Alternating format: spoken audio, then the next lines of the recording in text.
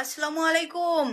অপবিশ্বাসের দালাল গুলো যারা বলেছিলেন না, আমি তো গত গত কয়েকদিন আগে বলেছিলাম যে ওয়ারেন্ট আমি পাঠাবো।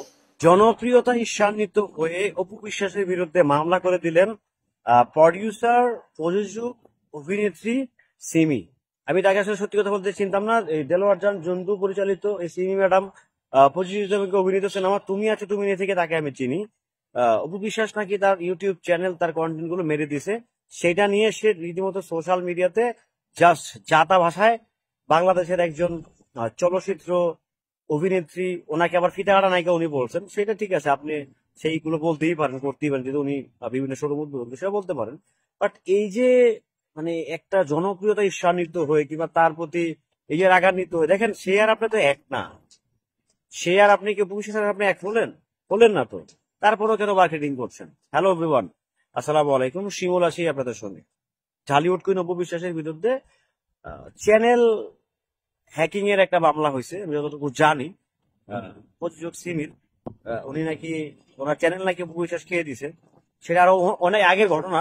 তো এটা নতুন করে আবার হচ্ছে মাথা ঠাড়া দিয়ে উঠছে। কারণ কি, দেখেন, অপু বিশ্বাসের জনপ্রিয়তা ডে বাই ডে বাড়ছে, উনি আবার সিনেমাতে কামব্যাক করতেছে, তো সবকিছু মিলে না, না আমার কাছে যেটা মনে হয় যে এই যে মানে হিংসায় প্রলম্বিত হয়ে, আমি জানি না সিমি ম্যাডাম এটা কি ওনার জায়গা থেকে উনি করছে কিনা নাকি হচ্ছে আমি জানি না আসলে, যেহেতু মামলাটা কোর্টে চলে গেছে, মামলা চলমান চলমান প্রক্রিয়াতে আছে, তো অবশ্যই আদালতের প্রতি সম্মান রাখতে হবে। এবং আসলে দেখেন, যদি উপবিশ্বাস চ্যানেলটা মেরেই দিত, আর আপনার চ্যানেলটা সে মারবে কেন?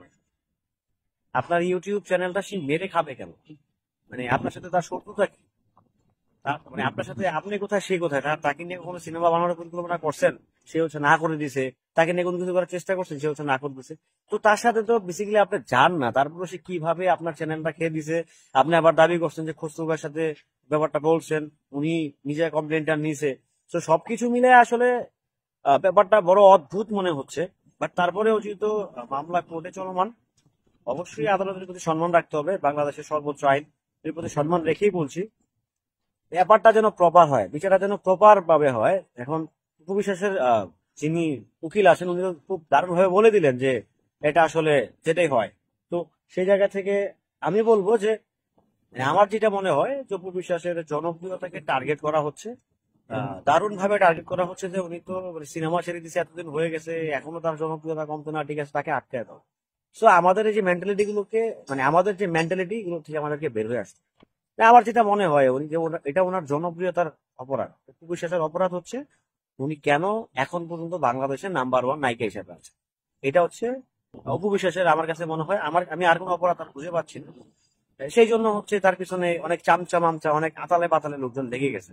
বাট লাভ নাই আসলে, যার জনপ্রিয়তা, যার রিজিক যতটুকু আছে সে যতটুকু নিবেই, সে ততটুকু উপভোগ করবেই। সো ওই জায়গা থেকে বলতে চাই যে আপনারা যারা এইসব মানে করে বেড়াচ্ছেন, আমি জানি না আসলে ব্যাপারটা কতটুকু সত্যি কতটুকু মিথ্যা, যেহেতু মামলা আদালতে চলমান, মামলা চলমান আছে। সো মামলার প্রতি কিংবা আদালতের প্রতি সম্মান রেখেই বলছি, বিচারটা যেন প্রপার হয়। কারণ এই যে বাংলাদেশের জনপ্রিয় নায়িকা অপু বিশ্বাস, তাকে কিন্তু ওয়ানখানে অপমান করা হচ্ছে। হ্যাঁ, সে আগে পরে যেগুলো ছিল পলিটিক্যালি ব্যাপারটা সেদিকে যেতেই যায় না, বাট তাকে চলচ্চিত্রই কোন একজন ব্যক্তি, সে নাকি চলচ্চিত্র নির্মাণও করছেন, জানি না তার চলচ্চিত্র আসলে যে ওইটা ছাড়া আসলে কোনটা আছে।